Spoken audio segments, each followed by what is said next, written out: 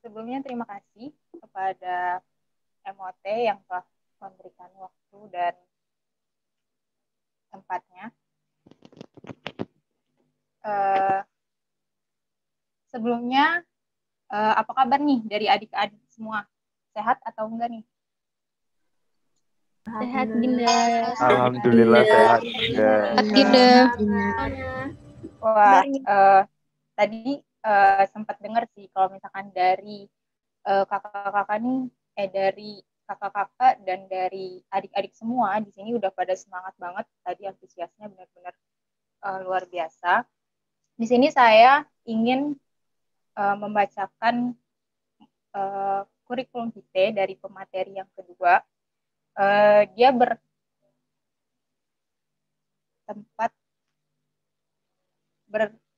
lahir di Bandar Lampung tanggal 27 September 1997, alamat di Puri Rupi Blok C3 nomor 10 Sukabumi Bandar Lampung, status sebagai mahasiswa, nomor HP jika ada yang mencatat 0898 6285 9906, riwayat pendidikan Seman 9 Bandar Lampung, S1 Kimia FMI Formula, kemudian riwayat organisasinya Himpunan Mahasiswa Kimia tahun 2016 sampai 2018, moto, tuailah apa yang kalian tanam dan jangan disesalkan.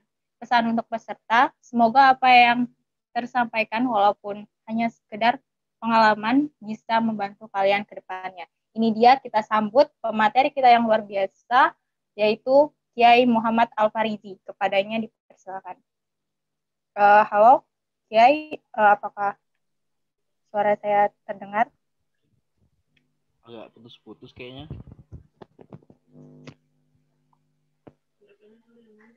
Halo? Oh, iya, mohon maaf Kiai, sebelumnya ini suaranya kurang Suara saya terdengar, jelas, Kiai. Nah, ini sudah Kiai. Suara gue yang nggak jelas, Yum. Oke. Jelas ya suaranya. Kiai, gimana nih kabarnya, Kiai? Alhamdulillah cukup baik hari ini. Walaupun seminggu kemarin sakit. Oh, sempat sakit ya, Kiai. Kalau gitu, syafa kalah ya, Kiai. Mungkin langsung aja, Kiai, untuk mempersingkat waktu, bisa disampaikan materinya kepada para petugas. Bisa ditampilkan, dan saya serahkan kepada Kak Al-Farizi. Silakan, Kak.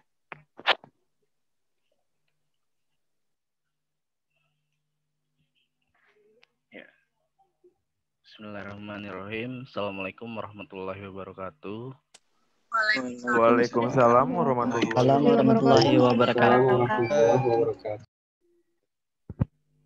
Ya, mahasiswa baru kimia 2020 ya. Berapa jumlahnya? Izin menjawab, Kiai, ada 119 mahasiswa. Oh, 119 ya? Lumayan. Udah berapa jam mengikuti acara kami? Kadar Muda Himaki.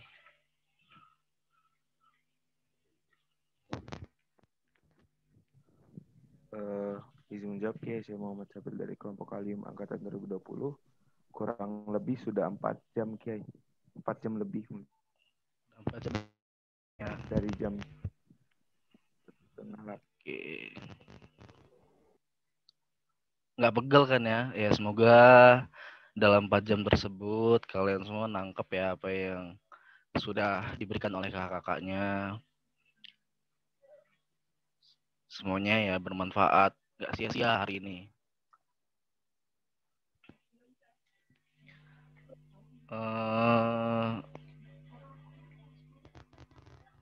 Kami yang sekarang itu bertemakan apa sih? Boleh tahu nggak? Ada yang bisa jawab nggak?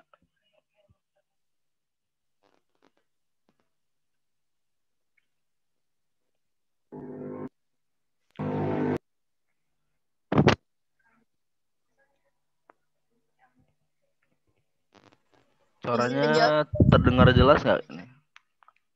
Iya. Oh ya, ada yang mau jawab ya? Izin menjawab Kiai. Izin Silakan. mengenalkan diri. Nama saya Dian Safitriani dari kelompok emas angkatan 2020.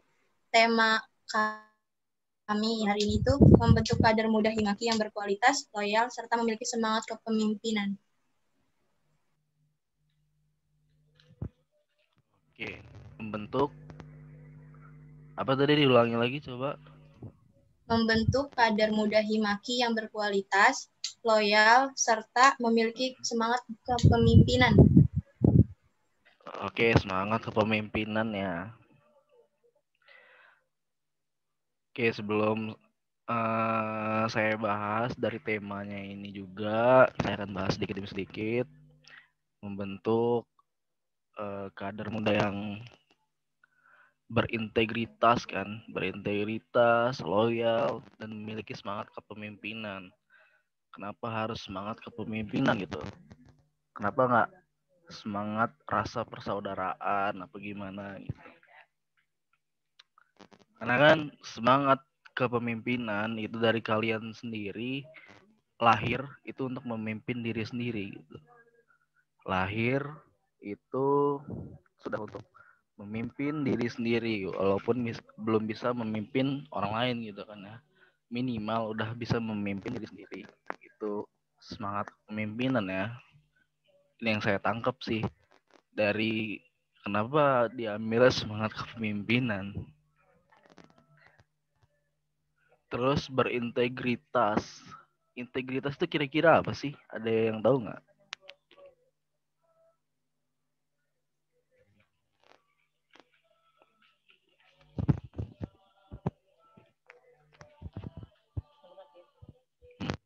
Nggak usah.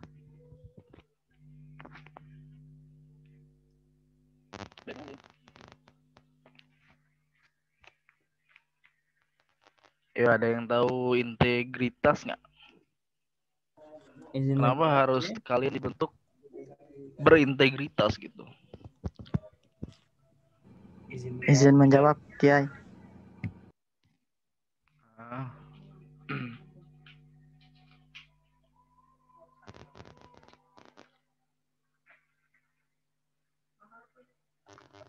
Siapa yang mau jawab? Saya Kiai. Ya. Sebelumnya perkenalkan, nama saya Fariji Cahaya Saputra dari kelompok Fosfor. Kenapa kita harus mempunyai kemampuan berintegritas? Karena dari arti dari integritas sendiri memiliki pribadi yang jujur dan memiliki karakter yang kuat. Kenapa kita harus memiliki kemampuan dan kepribadian yang jujur atau bisa disebut dengan integritas? Karena di setiap dasar-dasar kepemimpinan kita harus mempunyai sifat-sifat awal yang tadi seperti halnya mempunyai sifat kejujuran, terus mempunyai pribadi yang kuat, karakter atau pribadi yang kuat, seperti itu Kiai. Terima kasih. Oke, terima kasih. Siapa? Farezi ya. Jadi sebenarnya integritas itu mencakup banyak hal ya. Integritas, kejujuran tadi ya. Apakah pemimpinan juga termasuk ke integritas kira-kira?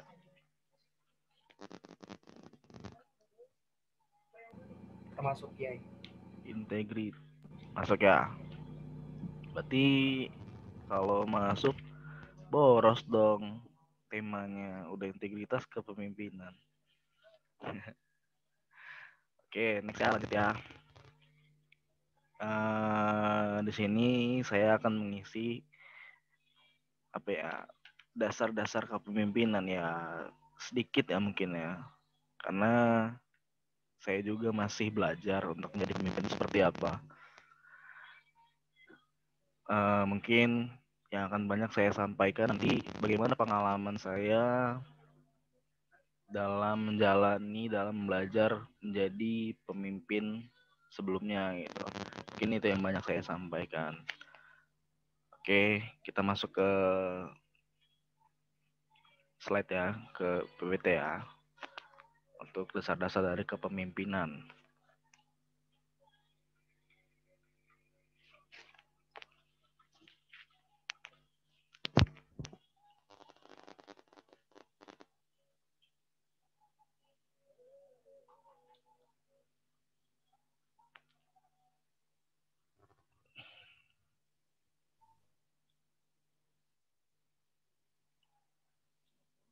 Laptop lo ngelak lagi.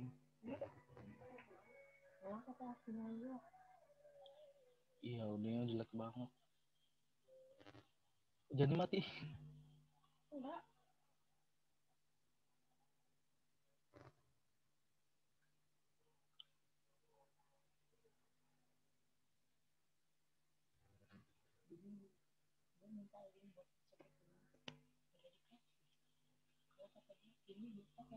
Hah? Hari ini buat materi aja. Iya, hari ini buat materi aja.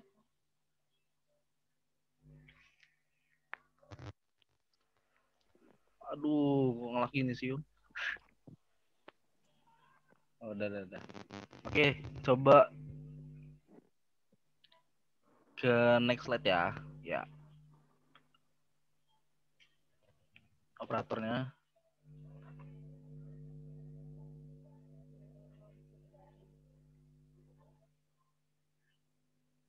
Ya, tolong dengan baik ya. Ya, kalian dengan membacanya juga mungkin udah bisa lah ya. Tentu saya jelaskan juga sebenarnya. Sebenarnya kalau membaca itu paling mudah bagi orang-orang. Ya kan? Kepemimpinan itu menurut saya merupakan seni. Kenapa seni? Karena kepemimpinan itu bukan diasah, bukan suatu hal yang harus kita suatu hal yang harus kita kembangkan dengan sendiri, karena kepemimpinan itu kita harus mengembangkannya melalui dengan kemampuan kita dalam beradaptasi ke lingkungan gitu. Karena nggak mungkin kepemimpinan itu terbentuk dengan sendirinya. Kalau kepemimpinan terbentuk dengan sendirinya, itu berarti untuk memimpin diri sendiri gitu. Jadi untuk memimpin sebuah organisasi, kenapa disebut seni? Karena itu membutuhkan adaptasi dari lingkungan sekitar gitu. Nah, jadi bagaimana kepemimpinan ini adalah seni dan kemampuan mempengaruhi orang lain gitu kan. Jadi bagaimana caranya mempengaruhi orang tersebut gitu, agar mempunyai satu visi terhadap kita gitu.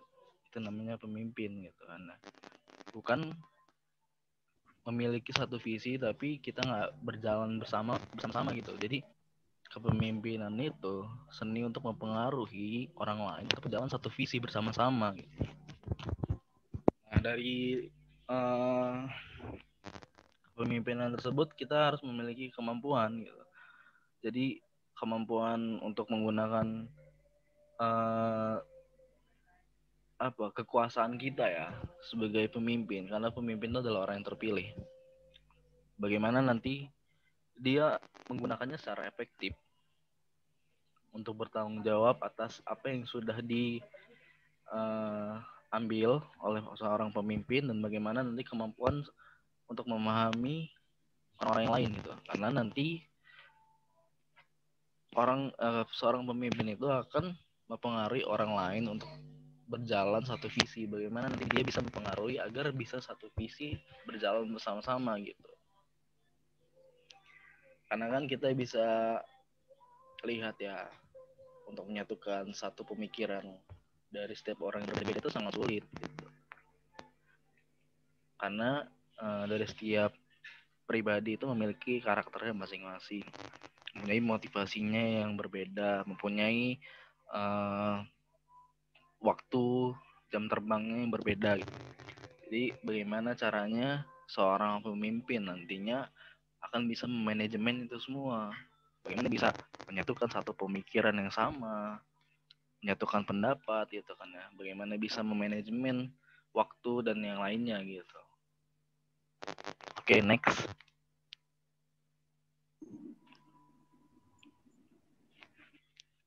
Oke, nah ini ya hal-hal umum lah ya, mungkin hal-hal umum yang harus dimiliki seorang pemimpin. Ini saya mengutip aja sih. Yang pertama itu harus memiliki motivasi dulu.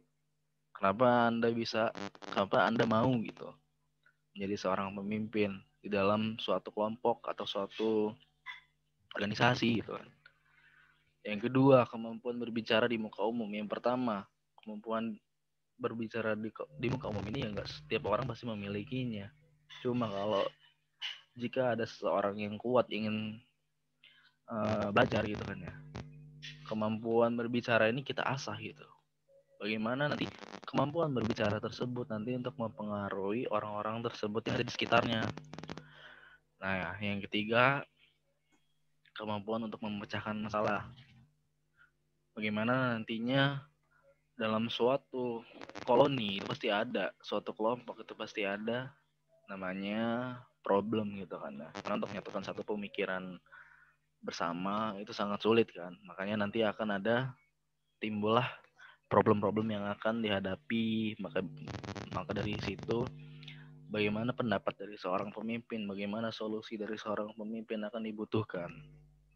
Ya, kemudian bisa memotivasi anggota. Nah, yang nextnya mengenali karakteristik dari anggota. Bagaimana nanti pasti dari setiap kelompok gitu pasti ada anggotanya yang mungkin ada yang keras, ada yang lembut gitu. Jadi nggak setiap anggota itu memiliki karakteristik yang sama kan. Dari anggota yang keras, dari anggota yang lembut, itu pasti akan terbentuklah suatu pemikiran atau suatu pendapat yang berbeda gitu.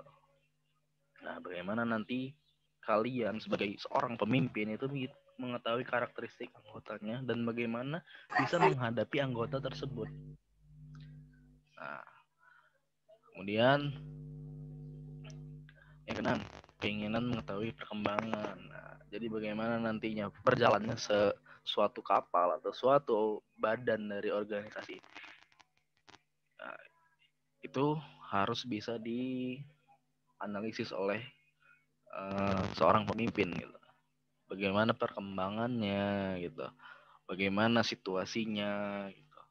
Karena kan suatu pemecahan masalah itu berada di pemimpin. Kalau misalnya pemimpinnya baik untuk memecahkan suatu masalah gitu kan, bisa berkomunikasi juga dengan baik dengan para anggotanya, maka nanti suatu organisasi itu akan maju gitu, berkembang, kemudian maju dan menjadi baik gitu. Nah, terus yang ketujuh ini keinginan melakukan perubahan atau perbaikan. Pasti seorang pemimpin tuh nggak selamanya melakukan hal yang baik gitu ya.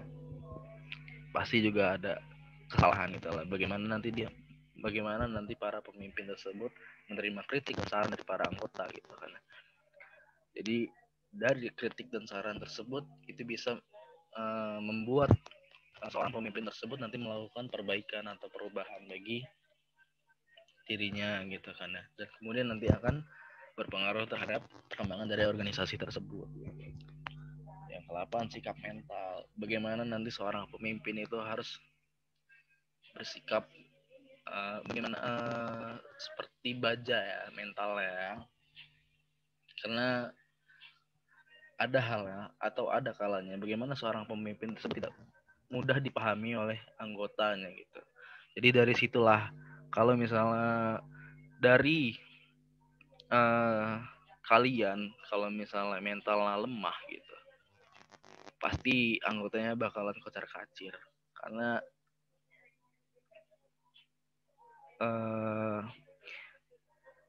nggak selamanya pemimpin tersebut juga memiliki kualitas yang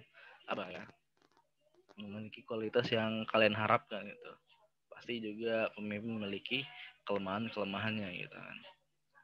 Nah, kemudian ini yang paling penting adalah citra diri. Bagaimana seorang pemimpin bisa mencerminkan bahwa dia adalah pemimpin yang pantas dan juga bisa menjadi tauladan bagi para anggotanya. Oke, next.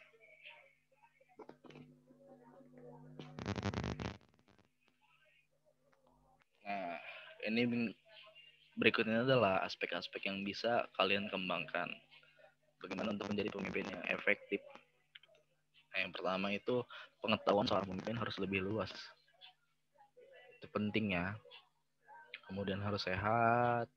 Kemudian energik karena untuk membawa seorang membawa anggotanya itu harus dengan sikap yang energik gitu kan. Karena nggak mungkin kalau seorang pemimpin kelemar gitu ya. Terus yang keempat, kemampuan untuk mengendalikan emosi. Nah, ini sangat penting juga karena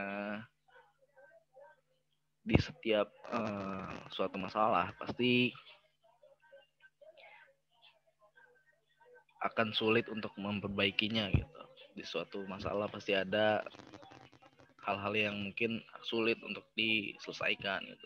Bagaimana nanti seorang pemimpin tersebut bisa mengendalikan emosinya gitu. Jalannya sumber daya dari keorganisasian gimana bisa berjalan dengan baik. Oke.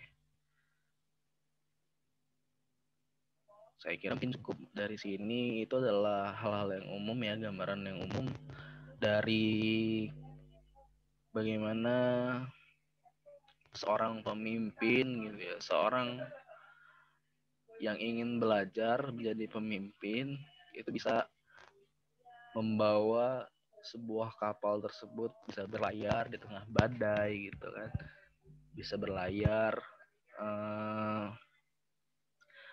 untuk mencapai tujuannya gitu.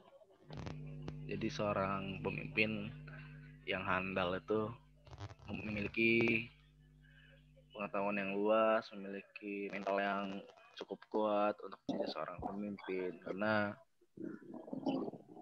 seorang pemimpin itu kalau saya pernah mendengar gitu kan ya, pasukan terbaik akan kocar-kacir.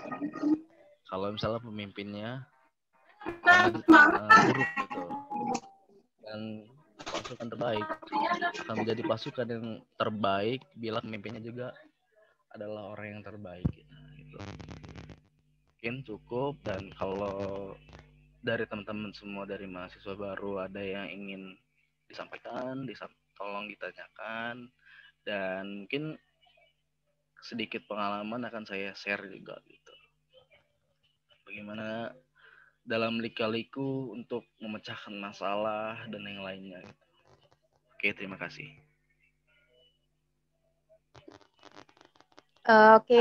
Terima kasih kepada Kiai Al-Farizi yang telah menyampaikan materinya yang luar biasa pada kita siang hari ini.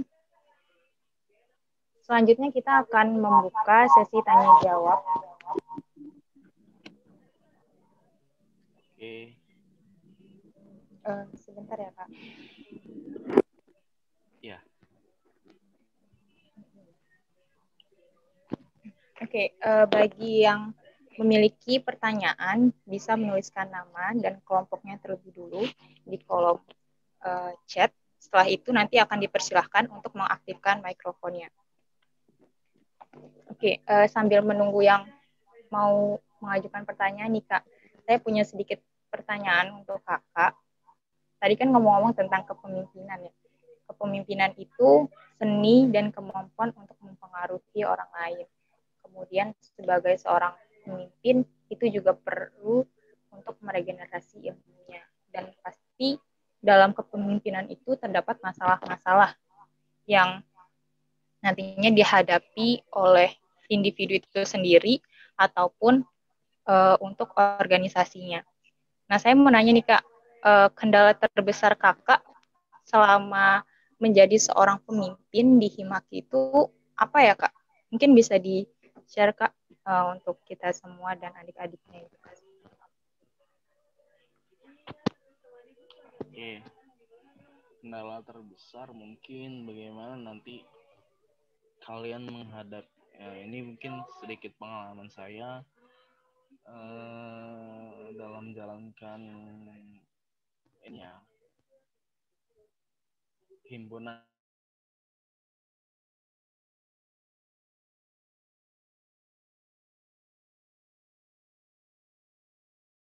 sebuah pemikiran yang sama gitu, pengen ke Eropa gitu, kita pengen ke Eropa semua gitu. Cuma kan terkadang orang anggota kita dan terkadang karakteristik orang kan berbeda-beda. Ada yang pengen ke Eropanya itu dia jalan-jalan dulu, mampir pulau gitu kan ya. Ada yang pengen ke Eropanya langsung mulus gitu kan ya. Bagaimana kita bisa satu tujuan ke Eropa tapi dengan pemikiran yang sama gitu. Bagaimana kita bisa melewati jalur yang sama gitu.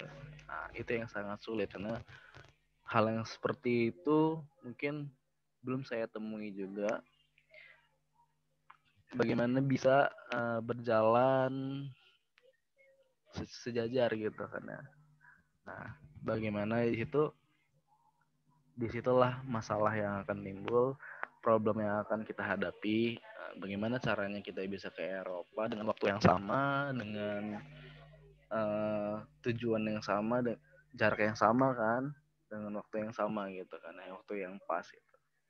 Jadi untuk hal yang seperti itu kalau bisa gitu kan, teman-teman sebagai seorang pemimpin itu bisa membawa para anggotanya itu berjalan bersama gitu ke Eropa, ya bareng-bareng ke Eropa gitu kan. Ya mungkin yang saya sulit temui dalam berorganisasi mungkin itu gitu kan. Jadi ada yang teman-teman kita anggotanya itu pengen ini dulu kan, pengen mampir dulu jalan-jalan, ada yang pengen ke toilet dulu lah gitu misalnya kan, siapa tahu. Nah, bagaimana kita bisa menutupinya sebagai seorang pemimpin, menutupi kekurangan-kekurangan tersebut. Bagaimana kita bisa berjalan bersama gitu kan.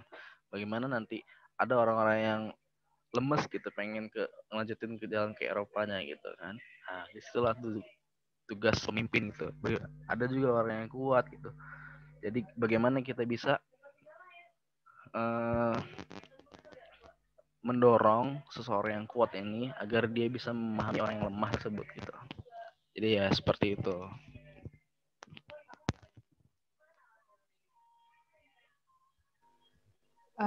Oke, makasih Kak atas jawabannya. Di sini udah banyak banget nih Kak pertanyaan yang kepo tentang kepemimpinan. Untuk yang pertama itu dari Via Aprilia dari kelompok Karbon. Kepada Via, bisa diaktifkan mikrofonnya dan langsung membacakan pertanyaannya. Baik, Kinda. Terima kasih.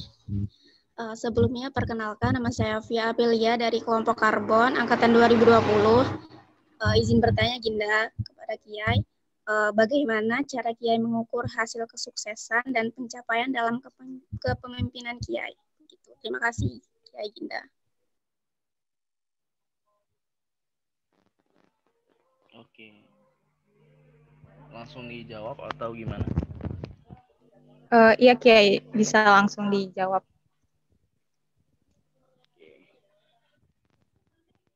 Bagaimana kita mengukur kesuksesan kita dalam memimpin? Yaitu bagaimana kita juga bisa melihat hasil yang kita pimpin gitu. Misalnya kamu seorang pemimpin, memimpin suatu organisasi, mempunyai visi, yaitu contohnya visinya menjadi organisasi yang terbaik di MIPA gitu misalnya. Nah, bagaimana kesuksesan tersebut bisa kamu ukur? Coba kamu notasikan dengan angka gitu misalnya. Contohnya kalau misalnya kesuksesan kamu untuk mengukur hasil dari bagaimana organisasi tersebut bisa jadi yang terbaik, berapa persen sudah gitu. Nah, misalnya contoh ada suatu award ya, Himaki menjadi organisasi yang terbaik gitu kan ya. Nah, berarti keoptimisan kamu bisa 100% dalam memimpin suatu organisasi tersebut. Jadi bagaimana tujuan yang kamu capai, hasilnya itu untuk mengukur kesuksesan dari organisasi yang kamu pimpin tersebut.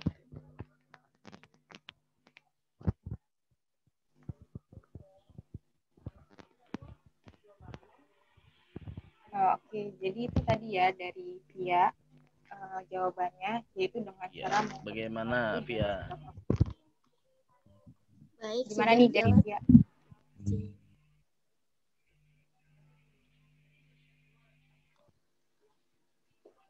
Oke, terima kasih Via. Selanjutnya ini ada pertanyaan lagi Kiai dari Dila Adadaro, kelompok oksigen. Kepada Dila, langsung bisa mengaktifkan mikrofon. Baik, Dinda, izin bertanya Kiai. Perkenalkan, nama saya Dila dari kelompok oksigen dari angkatan 2020. Saya ingin bertanya Kiai, para pemimpin pasti harus memiliki kemampuan berbicara di muka umum. Jadi, bagaimana cara yang harus kita lakukan apabila kita menjadi seorang pemimpin agar dapat berbicara di muka umum tanpa adanya rasa gugup? Terima kasih, Kiai. Bisa diulangin? Tadi apa? Kemampuan berbicara di depan umum Tanpa adanya rasa kurang gugup, jelas Kiai. mungkin. Oh, tanpa ada rasanya gugup.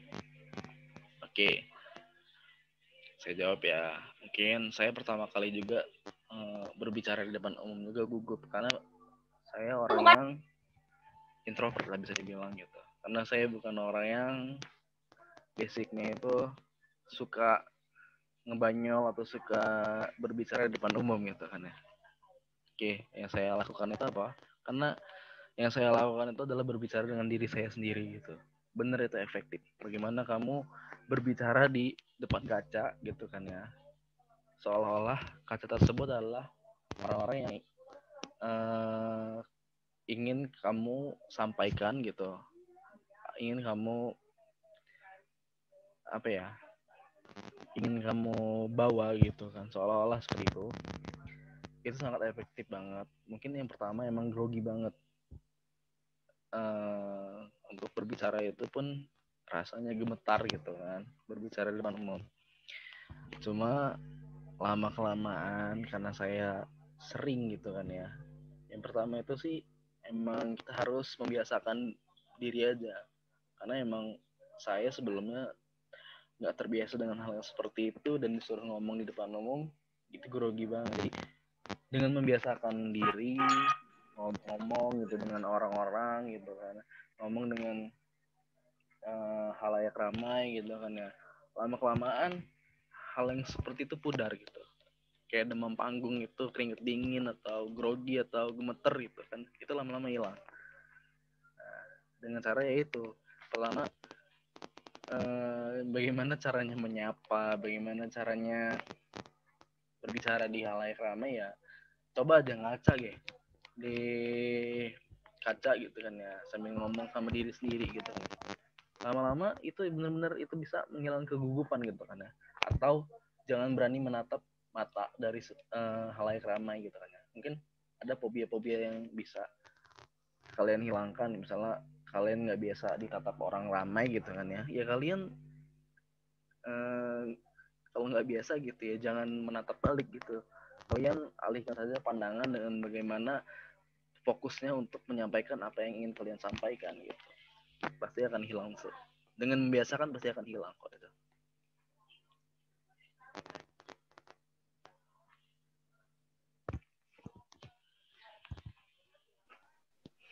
Nah, gimana nih Dila tadi untuk jawabannya? Jadi untuk menghilangkan rasa gugup saat berbicara di depan umum itu bisa dilakukan dengan berbicara dengan diri sendiri, dan pastinya untuk bisa membiasakan diri ya.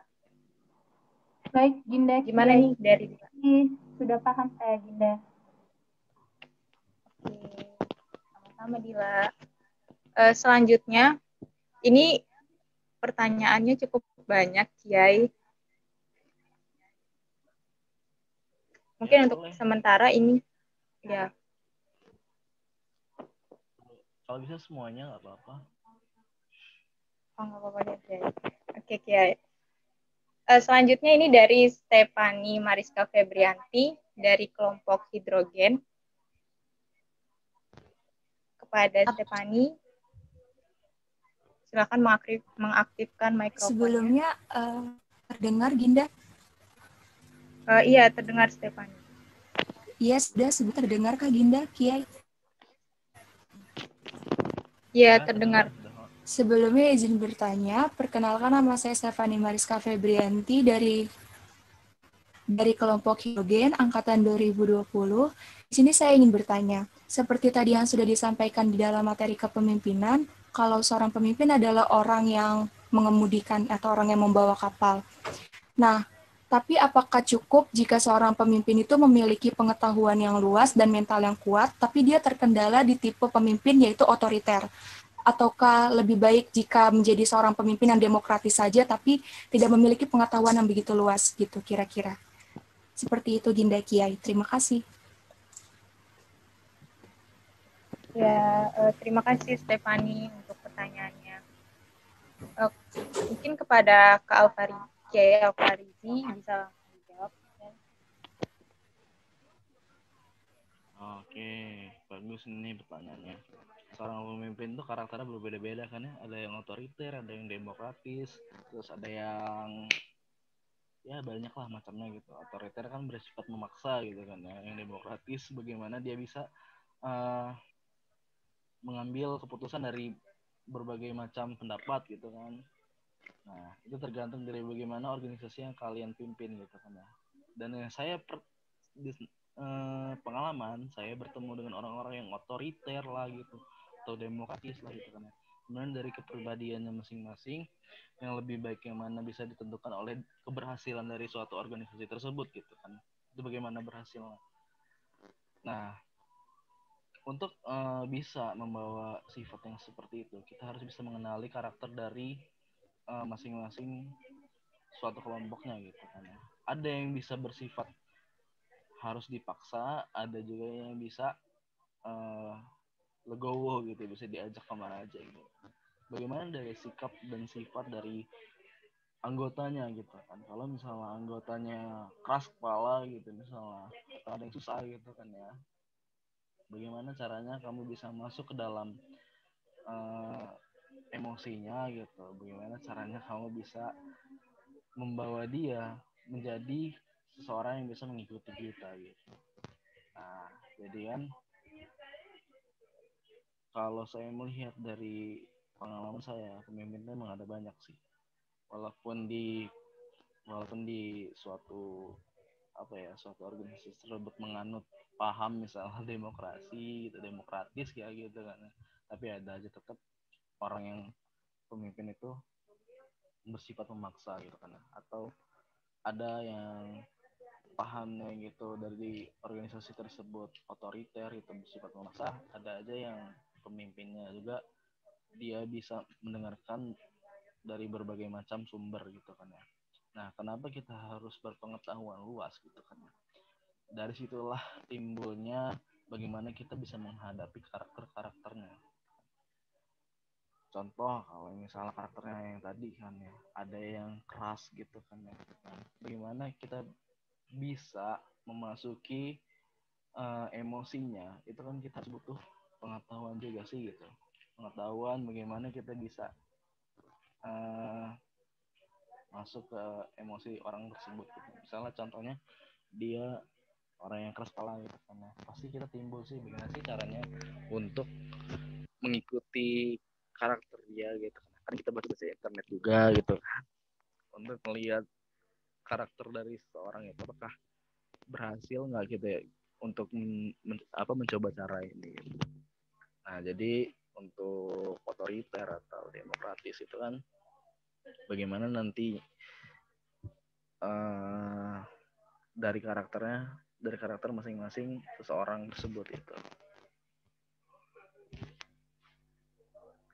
Oke, cukup. Kalau kurang gitu, kasih tahu aja biar nanti saya tambahin lagi.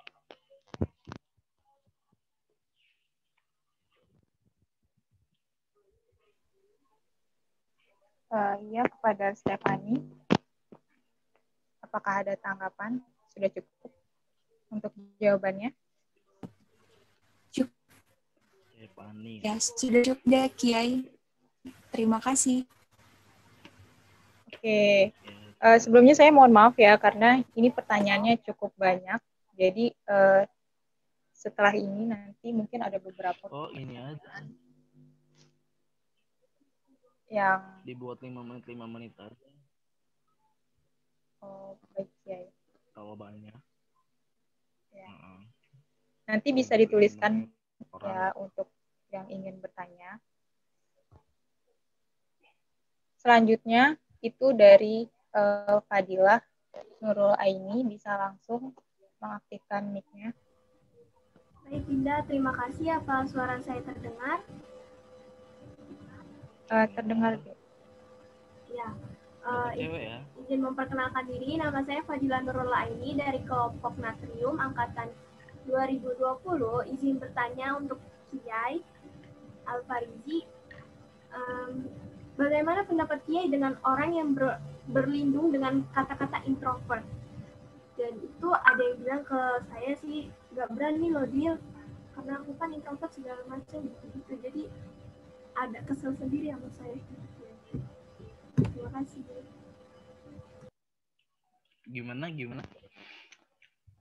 Bagaimana pendapatnya tentang bagaimana pendapat Kiai dengan orang yang berlindung dengan kata-kata introvert? Oh, berlindung.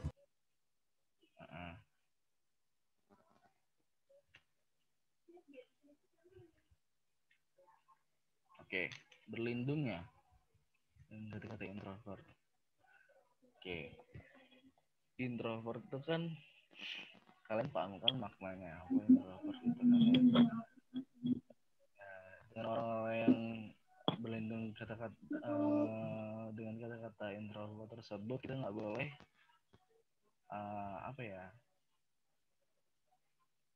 kita nggak boleh membatasi juga dengan terhadap orang tersebut gitu kan. Karena sebenarnya kalau misalnya kalian tahu gitu, terkadang orang-orang introvert tersebut juga memiliki kapasitas yang mungkin lebih daripada orang-orang yang mungkin sering tampil gitu ya di luaran sana gitu. Nah, dengan orang yang tersebut gitu kan ya, itu salah satunya contohnya kalau misalnya kalian gitu menemukan orang-orang tersebut gitu, cobalah dibuat orang tersebut tuh menunjukkan kapasitasnya gitu, karena kita nggak tahu kapasitas yang tersembunyi di dalam dirinya gitu.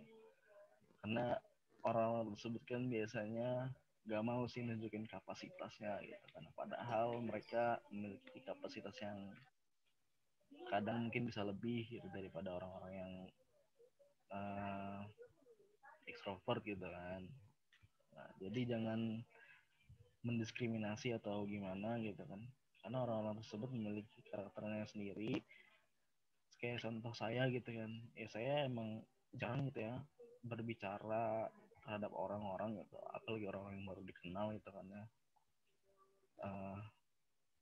Cuma mungkin dengan seringnya komunikasi dengan orang yang mungkin menurut saya gokil gitu ya, jadi itu terbawa dengan sendirinya gitu. Dari orang-orang, dari hal yang seperti itu sebenarnya bagaimana pengaruh kita terhadap lingkungan gitu, bagaimana pengaruh lingkungan terhadap kita gitu. Jadi satu hal yang bersinggung bersamaan gitu kan. Jadi bagaimana pengaruh lingkungan terhadap kita, itu yang membawa kita ke pribadi yang lebih baik lagi gitu. Itu yang membawa kita belajar gitu, untuk buruk atau baiknya gitu. Contoh kalau misalnya seorang introvert yang memakai narkoba gitu kan, itu karena pribadi dari pribadinya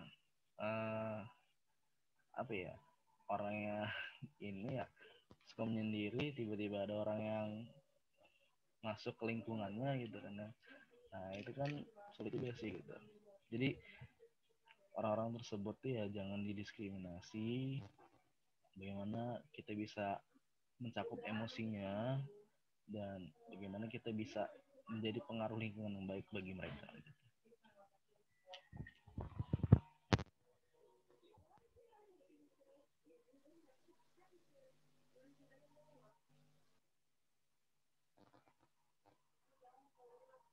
Oke, cukup Fadilah. Bagaimana kepada Fadilah? Apakah sudah cukup? Baik, Dinda, sudah cukup. Terima kasih, Kiai.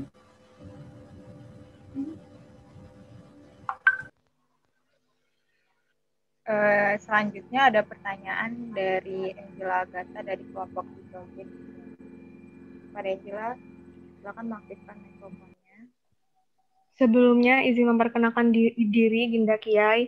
Perkenalkan nama saya Angela Agatha dari kelompok hidrogen angkatan 2020. Izin bertanya Kiai, menurut Kiai, gaya kepemimpinan apa yang Kiai miliki selama menjadi ketua? Dan menurut Kiai, apakah setiap orang bisa menjadi pemimpin? Kalau iya, bagaimana cara menunjukkan bahwa kita mempunyai jiwa kepemimpinan? Terima kasih Kiai.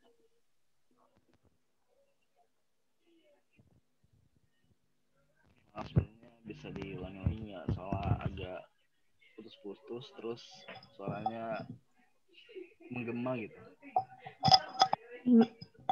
Menurut Kiai, gaya kepemimpinan apa yang Kiai miliki selama menjadi ketua? Dan menurut Kiai, apakah setiap orang bisa menjadi pemimpin? Kalau iya, bagaimana cara menunjukkan bahwa kita mempunyai jiwa kepemimpinan? Terima kasih, Kiai. Oke, yang pertama, gaya pemimpin yang saya miliki ya, sebenarnya kalau misalnya ada teman-teman saya di sini juga bisa dilihat atau bisa ditanya kepada teman-teman saya gitu kan ya. Cuma kalau misalnya saya analisa gitu, karena kepemimpinan saya sendiri pun itu bersikap bagaimana kita bisa mendengar masukan, kritik, dan saran baik terhadap anggota, dan kemudian bisa kita tegaskan kepada anggota yang lain gitu. Jadi saya menerima masukan dari yang lain dan kemudian bagaimana mengaplikasikannya dengan tegas kalau misalnya dari pendirian saya gitu. Saya memiliki pendirian yang saya nggak menganut sistem yang seperti ini gitu kan. Saya nggak butuh dengan sistem yang seperti ini gitu kan. Misalnya gitu, saya ngomong seperti itu terhadap para anggota gitu kan ya. Atau saya bisa menerima hal yang seperti ini gitu. Jadi dari kritik dan saran tersebut gitu kan saya bisa menanggapinya gitu. Jadi ya bisa dibilang demokratis saya gitu, karena gaya pemimpinan itu kan yang kalau yang saya tahu sih ada otoriter, demokratis, apa gitu lupa saya juga, mungkin itu. Dan kemudian bagaimana caranya menjadi seorang pemimpin? Oke, yang pertama, kamu harus memiliki rasa percaya dari teman-teman semua. Bagaimana menumbuhkan rasa percaya dari teman-teman semua kepada dirinya sendiri gitu kan, bagaimana diri kamu sendiri gitu, karena itu yang paling penting. Untuk menimbulkan kepercayaan teman-teman itu sulit. Nah, contoh misalnya kita di negara Indonesia ini kan sistemnya demokrasi gitu kan, bagaimana para presiden kita mengambil kepercayaan kita untuk menjadi suara bagi dia, untuk memenangkan dia menjadi seorang pemimpin ya kan. Nah, jadi itu yang paling pertama, itu bagaimana caranya mendapatkan kepercayaan dari teman-teman untuk menjadi seorang pemimpin. Nah, gitu. Dan harus siap jika kepercayaan dari seorang teman-teman juga gitu kan ya, itu dihianatin gitu kan. Itu banyak segi positif dan negatifnya gitu kan. Nah, jadi yang paling pertama itu harus menumbuhkan kepercayaan dari teman-teman, dan kedua mungkin yang lainnya itu bisa mengikuti setelah menumbuhkan kepercayaan dari teman-teman, yang lain bisa mengikuti, kayak misalnya contoh berbicara dengan halayak ramai gitu kan ya, bagaimana mengambil keputusan dengan baik gitu kan ya, itu karena dukungan dari teman-teman juga gitu. Jadi yang pertama itu dukungan dari teman-teman dulu. Kalau misalnya bisa percaya, teman bisa percaya kalau misalnya diri kamu bisa memimpin mereka gitu kan, itu adalah poin yang paling penting gitu.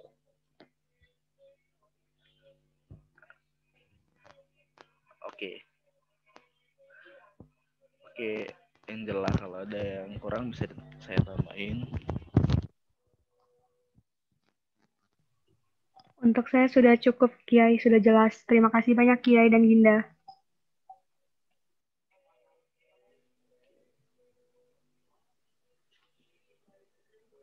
Ya, sama-sama. Selanjutnya ini ada pertanyaan dari Anastasia Fiorelia dari kelompok Francium. Kepada Anastasia, bisa langsung mengaktifkan mikrofonnya.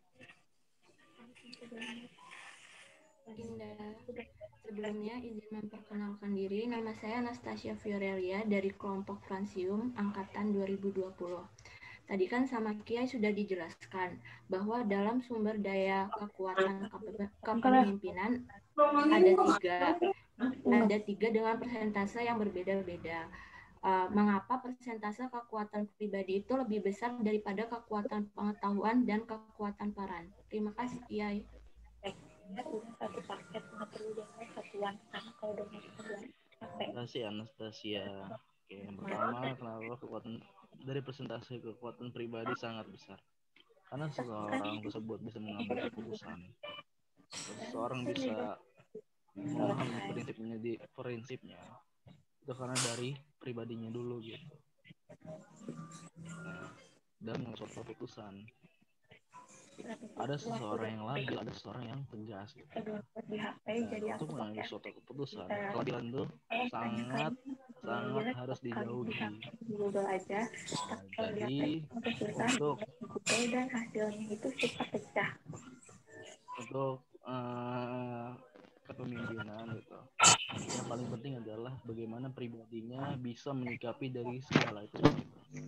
Mohon maaf Kiai, sebelumnya suaranya kurang terdengar Kiai. Kurang terdengar ya? Ya, ini udah terdengar Ini Kiai. udah bisa nggak? Sudah Kiai. Oke. Simple aja ya. Mungkin tadi juga kurang kedengaran. Jadi kenapa pengaruh dari pribadi sendiri itu bisa sangat besar, karena ya untuk mengendalikan dari setiap aspek dari yang saya sampaikan tadi, untuk emosi dan kemudian untuk mengambil keputusan, itu kita harus pegang teguh terhadap pendirian kita gitu kan ya, dengan mempertimbangkan masukan-masukan yang lain gitu. Nah, cuma untuk memberikan keputusan itu adalah diri sendiri gitu. Jadi bagaimana nanti seorang tersebut memberikan keputusan gitu kan, itu nggak boleh pelin-pelan. Kita harus menjauhi kata-kata ini ya, pelin-pelan itu ya. Jadi kita harus dengan tegas memutuskan suatu keputusan gitu. Nah, itu dari pribadinya gitu. Dan untuk kenapa pengetahuan 35% gitu kan ya, karena pengetahuan itu mengikuti dari pribadi yang sudah kalian kuasai gitu.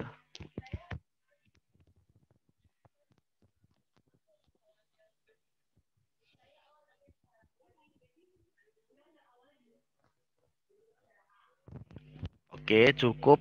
Apa terdengar?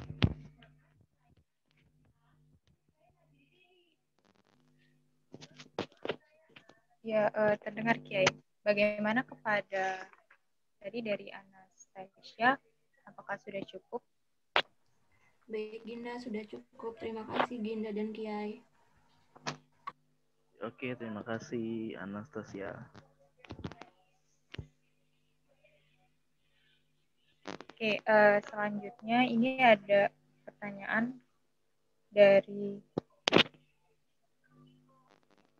Riyadi, kelompok Vanadium. Bisa langsung mengaktifkan mikrofonnya.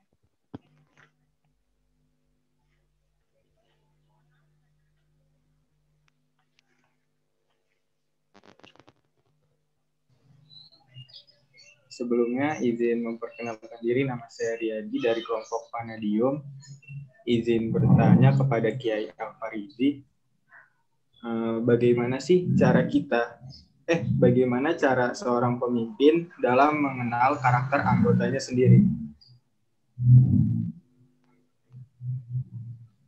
Sudah, terima kasih Kiai. Oh ya.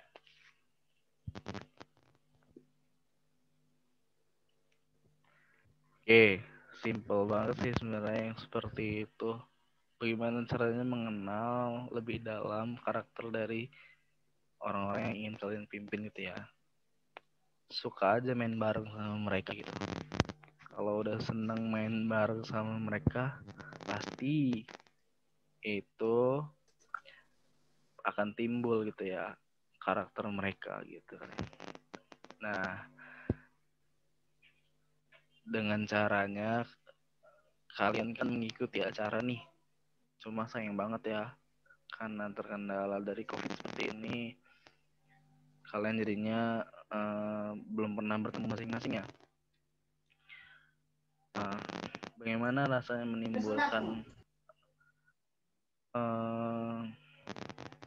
menimbulkan karakter masing-masing seseorang itu bisa mengetahuinya sebenarnya dengan acara-acara yang di lapangan lah mungkin ya, acara-acara yang sering diagendakan gitu kan ya, misalnya contohnya netis bareng gitu kan ya, atau apa gitu, atau main bareng gitu. Jadi bisa kalian lihat gitu karakter dari seseorang tersebut itu. Ya sebenarnya dengan intensitas kalian bertemu sih bisa paham, bisa kenal. Nah, makanya kenapa sebenarnya Himaki dari awal sampai akhir nanti banyak acara gitu. Karena ya itu sebenarnya untuk menumbuhkan karakter dari seseorang tersebut. Oke. Itu aja Riyadi Saputra. Ya, bagaimana Riyadi? Apakah sudah cukup untuk jawabannya? Sudah cukup, Gini. Terima kasih, Kiai.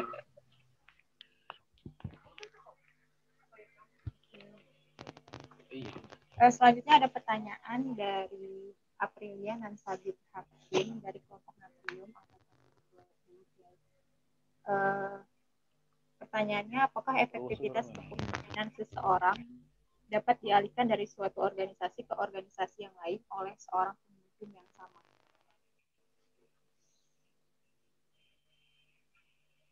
Gimana aja?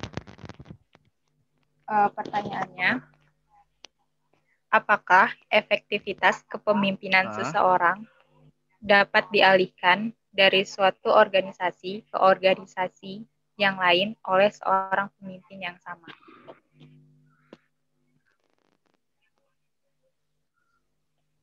Oh, efeknya. Oke. Organisasinya juga organisasinya apa dulu gitu. Jadi kalau misalnya organisasinya berbeda dengan efektivitas yang sama ya pasti hasilnya juga berbeda lah. Contoh misalnya organisasi keagamaan gitu kan ya. Kalian bawa-bawa dengan organisasi preman gitu kan berbeda jauh banget gitu kan ya, efektivitasnya. Jadi bagaimana kebutuhan dari suatu organisasi tersebut gitu. Jadi kalian membawanya bagaimana dari kebutuhan masing-masing organisasi. Itu aja.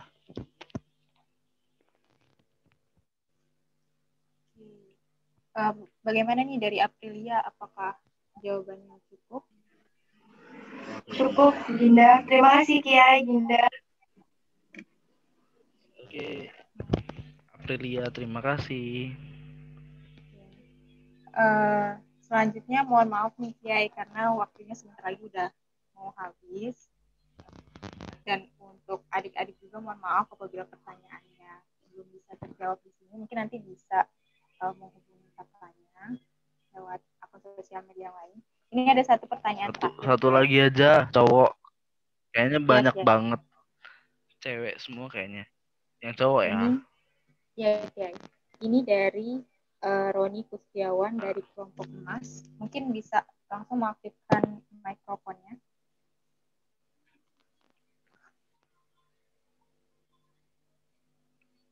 Halo, Roni Kustiawan. Ya, halo Ginda. Oke, bisa dibacakan saja Roni pertanyaannya. Baik Ginda. Roni namanya. Oh, Roni. Sebelumnya izin memperkenalkan diri, saya Roni Kustiawan dari kelompok emas angkatan 2020 Izin bertanya Kiai, mengapa dalam diagram lingkar sumber daya kekuatan pemimpinan itu bahwa di dalam diagram lingkar itu kekuatan pribadi lebih besar presentasenya daripada yang lain Kiai? Belum. Ya pertanyaannya sama. Apa kurang puas yang tadi? Ada lagi nggak pertanyaannya?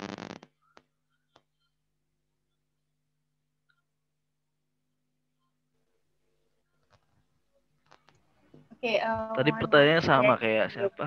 Anastasia ya kalau nggak salah.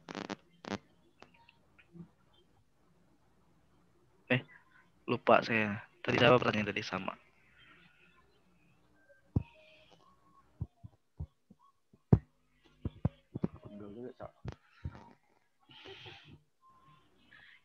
Oke baik Kiai. Saya ada pertanyaan lagi.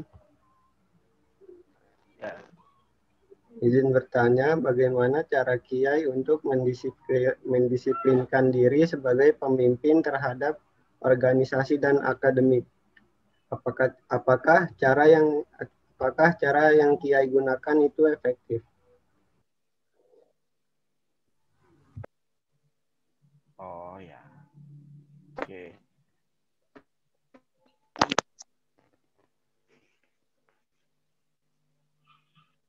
Ya, terima kasih Roni. Belum. Tergantung dari urgensi masing-masing gitu. Contoh kalau misalnya lagi kuliah gitu kan ya, ada kegiatan himaki yang mendadak gitu. Misalnya lagi ada problem apa gitu di himaki gitu kan ya. Karena pasti hal yang seperti itu berjalannya bersama, agak sulit untuk membagi waktunya. Nah, jadi bagaimana urgensinya dari masing-masing problem. Nah, kalau misalnya kamu lagi UAS gitu, terus ada masalah ya kamu pilih pasti UAS kan. Nah, terus kalau misalnya kamu suruh tanda tangan, misalnya surat gitu, terus lagi ada kuliah juga gitu kan, ya nyelah bisa kan, keluar bentar, tanda tangan, terus balik lagi untuk kuliah gitu. Apalagi kalau sekarang banyak bener selahnya gitu. Dari ini kan kuliah juga kan ringan gitu, selahnya banyak banget. Jadi ya lebih enak lagi bagi waktunya. Tuh Roni mau jadi pemimpin nggak?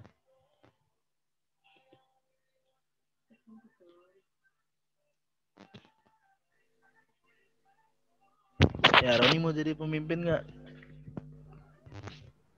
Ya Kiai, insya Allah. Pemimpin apa?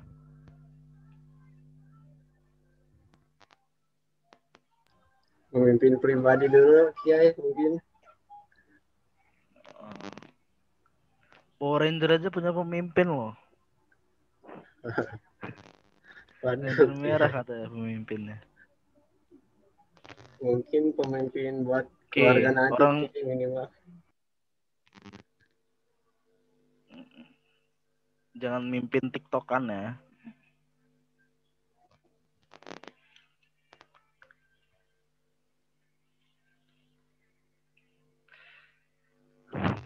Oke, coba saya pengen tanya dulu bentar ya Reja ya, ke adik-adik dari mahasiswa baru 2020. Lakinya jumlahnya ada berapa? Perempuannya jumlahnya ada berapa?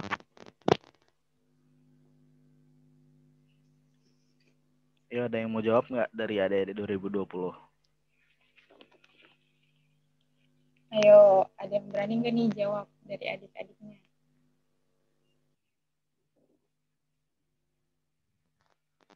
Jumlah doang kok ini tanya. Izin menjawab Kiai. Sebelumnya mengenalkan diri, nama saya Muhammad Sabil dari kelompok Kalium angkatan 2020. Untuk lelakinya sendiri ada 24 Kiai dan perempuannya ada 95. Banyak juga. 24.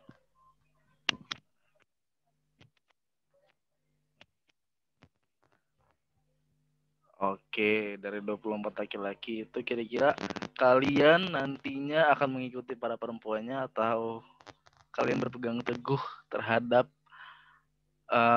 pendirian kalian masing-masing? Itu apa yang saya katakan. Karena dari 24 laki-laki tersebut bisa aja nanti terpengaruh gitu sama yang cewek-ceweknya. Karena cewek-ceweknya lebih dominan. Siapa tahu nanti diajak tiktokan juga gitu. Izin menjawab. Oke, kira-kira bagaimana? Siapa yang mau nanya? Ya, siapa nih namanya? Izin mengenalkan diri, nama saya Muhammad Sabil dari kelompok Kalium angkatan 2020. Kalau untuk saya pribadi, saya akan tetap berpegang teguh dengan diri saya sendiri. Ya. Dari mana Sabil? Dari daerah mana? Izin menjawab, saya dari Bandar Lampung. Dari Bandar Lampung. Alumni? Saya alumni SMA Negeri 6 Bandar Lampung, Kiai. Oh, 6 ya. Ya. Oke, komtinya siapa komtinya Sabil? Siapa komtinya Sabil? Izin menjawab, Kiai, saya sendiri. Oh, baguslah komti ya Sabil ya. Oke. Berarti Sabil salah satu contoh pemimpin di sini ya. Kira-kira suka atau duka dalam memimpin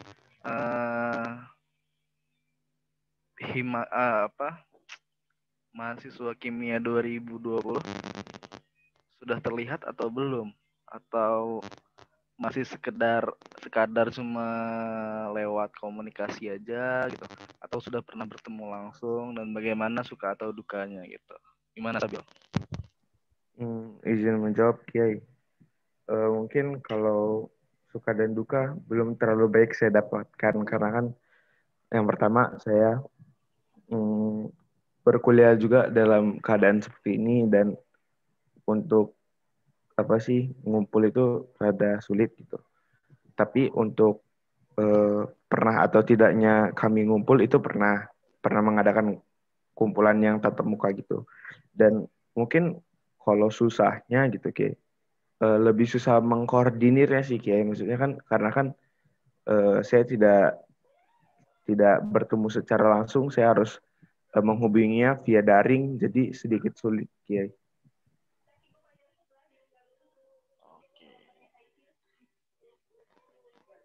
Mungkin lain kali kita akan ketemu ya, Sabil dan kawan-kawan yang lain dari mahasiswa baru kimia 2020. Di lain waktu kita akan ketemu karena saya juga masih berada di lingkungan kampus gitu.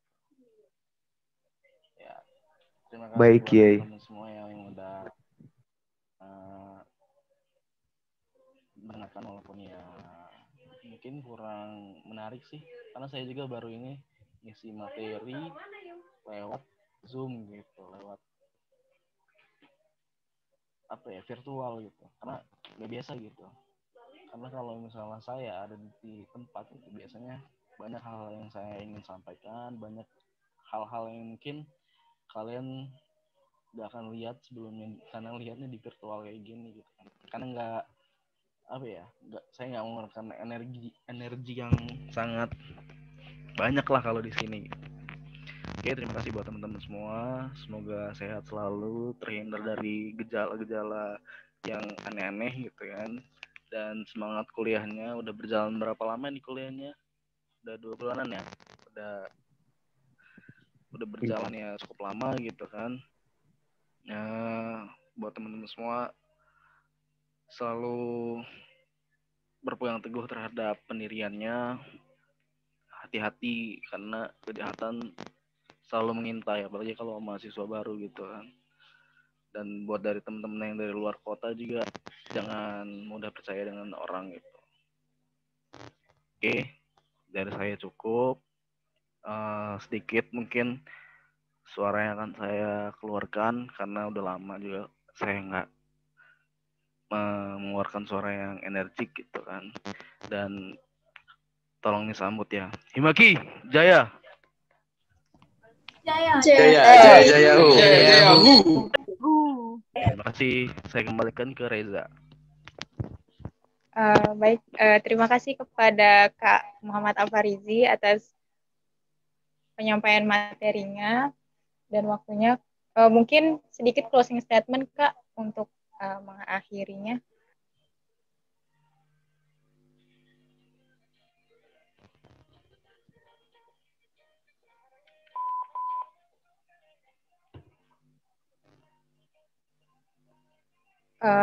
Halo Kak. Ya. Mohon maaf Kak, mungkin dari sedikit. saya closingnya. Ya, closing statement dari Kakak untuk kita semua. Oke, closing statement. Aduh, biasanya kalau saya closing statement panjang gitu. Kalau saya kasih ini aja ya. Quotes saja, quotes. Quotes of the day. Ya, boleh Kiai. Oke, quotes-nya. Jangan mudah menyerah dari setiap masalah yang dihadapi. Kalau lelah, cukup beristirahat, kemudian lanjutkan lagi. Oke, itu aja. Ya, terima kasih banyak Kiai atas penyampaiannya. Terima kasih atas waktunya dan semoga ilmu yang kita dapatkan juga bisa berguna untuk adik-adik semuanya. Saya selaku moderator